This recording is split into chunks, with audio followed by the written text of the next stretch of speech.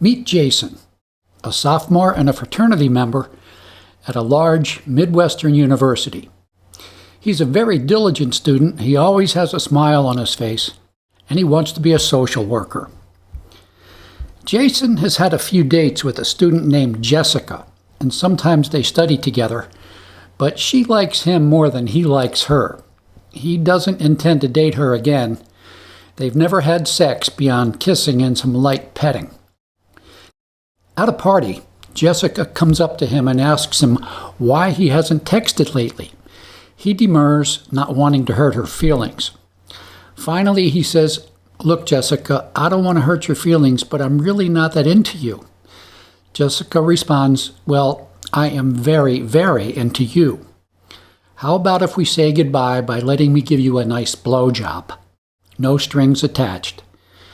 Jason looks at her and says, "No, that doesn't feel right." Jessica says, "That's only because we haven't started yet."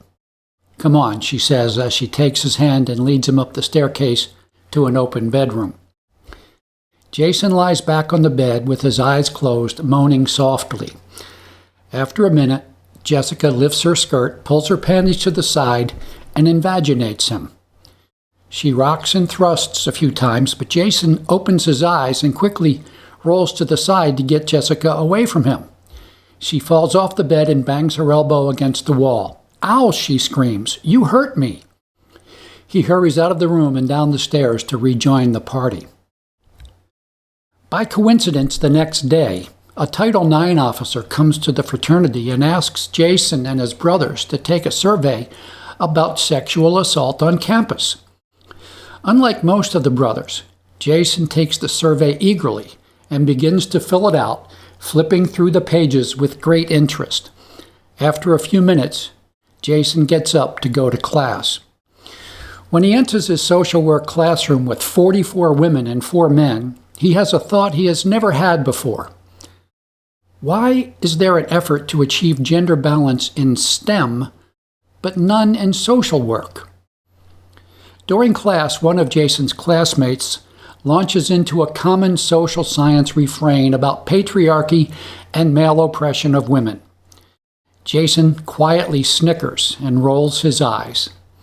The instructor stops her lesson and says, "Jason, is something funny?" Jason looks down at his desk. He sighs. He gets up from his desk and heads for the door. As he walks out, he tells the teacher, "No, it's not funny. It's bullshit." Later that day, Jason gets an email from the dean. He is suspended until further notice because his teacher and several classmates have said they do not feel safe in his presence. Jason stops going to any of his classes. His best friend at the fraternity asks him what's up, but Jason won't talk.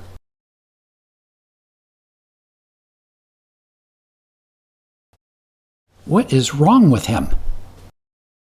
Jason has a lot on his mind. He wonders about that whole emphasis on STEM and why there isn't anything similar for getting more men into fields where they're underrepresented. He comes up with a male counterpart to STEM. He's up for a swap.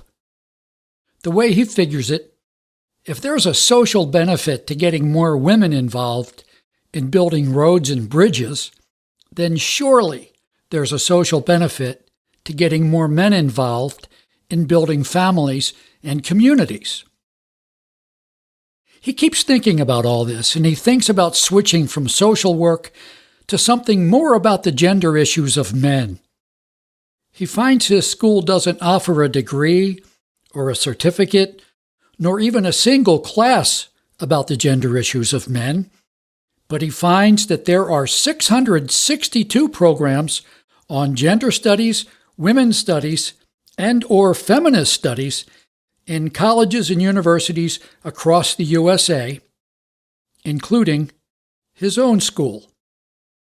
For a split second, he imagines transferring to one of them. But instantly, he realizes that if social work, which at least has a code of ethics about respecting everyone, is hostile and blaming and demeaning to men, then those 662 women's programs are going to be at least as bad, and maybe a lot worse. No, he'll have to stick with social work. But the dean has said he can't come back until he apologizes to his teacher and classmates and takes responsibility for his threatening and inappropriate behavior. But Jason has vowed to himself that he will not apologize to anyone until he receives an apology and a correction from the people who started this whole mess.